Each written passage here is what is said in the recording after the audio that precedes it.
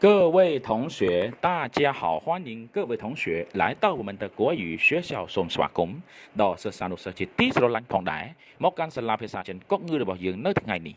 同学们នេះគឺជាពេលវេលាដ៏ល្អដែលសិស្សនឹងចែករំលែក分享一下我们的课文នេះជាការសំណូមពររបស់សិស្សបាទនេះគឺជាមេរៀនពិសេសមែនទែនដែលជាសម្ដីរបស់ឯកអគ្គរដ្ឋទូតប្រទេសចិនប្រចាំកម្ពុជាលោកវ៉ាងវុនពីនដែលនិយាយអំពីការតាក់ទាញភ្ញៀវទេសចរមកកាន់កម្ពុជាបាទភ្ញៀវទេសចរណាបាទភ្ញៀវទេសចរចិនឬក៏ភ្ញៀវទេសចរលើសកលលោកដែលគួរតែមកទស្សនាប្រទេសកម្ពុជាណាបាទអូខេ同学们អញ្ចឹងដល់សិស្សសង្ឃឹមថាមេរៀននេះសិស្សទាំងអស់គ្នាសុទ្ធតែចូលចិត្តណាបាទ同学们ចឹងកុំឲ្យខាតពេលព្រោះ要浪费你们的时间យើងមកចាប់ផ្ដើមរៀនតែម្ដងហើយសិស្សសូមបញ្ជាក់មេរៀននេះមានជាវីដេអូផ្ទាល់របស់លោកវ៉ាងវ៉ាន់ពីនដែលនិយាយសំឡេងផ្ទាល់តែម្ដងក៏មានដែរហើយមានជា file PDF សិស្សទាំងអស់គ្នាអាចយកទៅ print ទុកមើលហើយស្ដាប់ការបញ្យល់បកប្រែរបស់លោកសិស្សណា听老师解释听老师翻译ចឹងសិស្សទាំងអស់គ្នាសូមកុំភ្លេចយកប៊ិចកត់ត្រាអត្ថន័យឲ្យបានល្អណា现在到了是សូមធ្វើការចាប់ផ្ដើម现在正是来柬埔寨旅游的好时机បាទនេះចំណងជើងខាងលើណាគាត់ណាអីលើបាទ现在ហ្នឹងគឺអីលើហើយចឹង shirt ហ្នឹងយើងបកថាជួនជាឬក៏ចំជា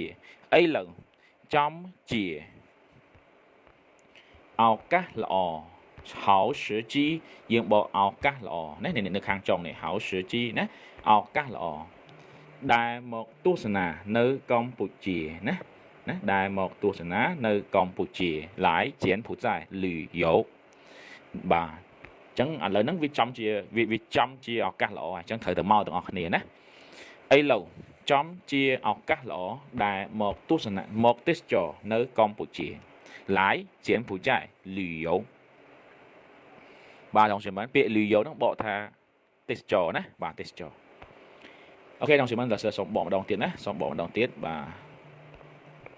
OK，同学们，这样的是我们找到การบอกแปลบอกยืน看看啦，这是就开始翻译我们下面的课文。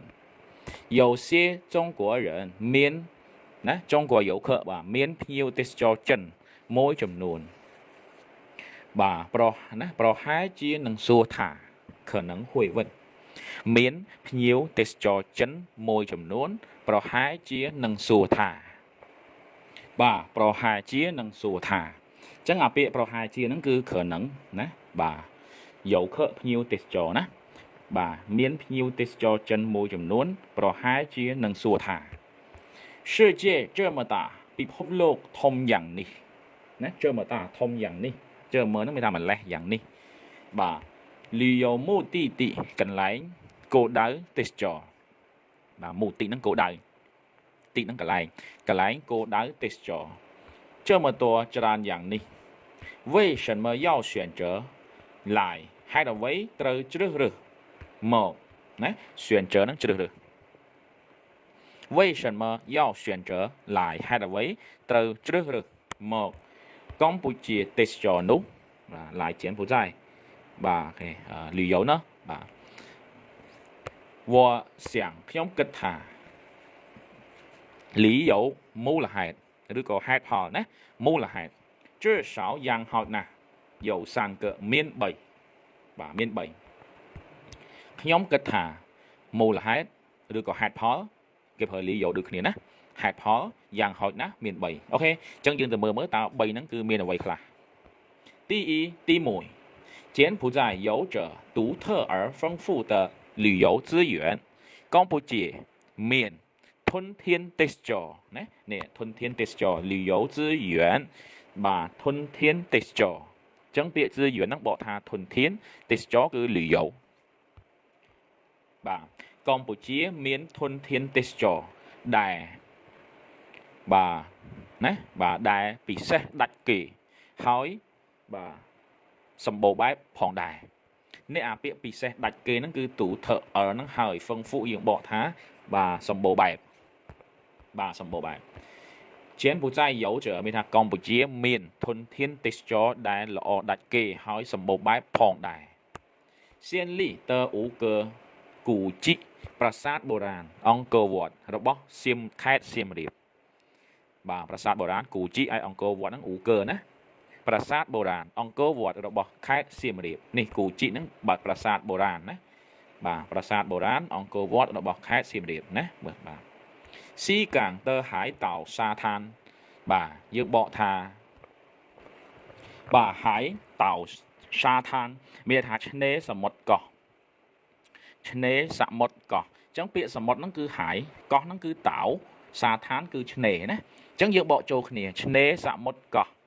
របស់ខេត្តព្រះសីហនុបាទស៊ីកាំងព្រះសីហនុឆ្នេរសមុទ្រកោះរបស់ខេត្តព្រះសីហនុមឹងតួជីលីតឆុងលិនភូពូតឹងជីងទៀននេះជីងទៀននៅខាងក្រោមបាទអូខេព្រៃ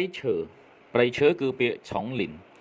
ព្រៃឈើទឹកធ្លាក់គឺពាក្យភូពុព្រៃឈើទឹកធ្លាក់ជាដើមតឹងជាដើមណាជាចំណុចទស្សនីយភាពនេះអាពាក្យជីងទៀនហ្នឹងយើងបកចំណុចទស្សនីយភាពព្រៃឈើទឹកធ្លាក់ជាដើមជាចំណុចទស្សនីយភាពរបស់ខេត្តមណ្ឌលគិរីណាមឹងតួជីលីណាមឹងតួជីលីបាទព្រៃឈើទឹកធ្លាក់ជាដើមដែលជាចំណុចទស្សនីយភាពរបស់ខេត្តមណ្ឌលគិរីកោឆឹងបង្កើតជាកោឆឹ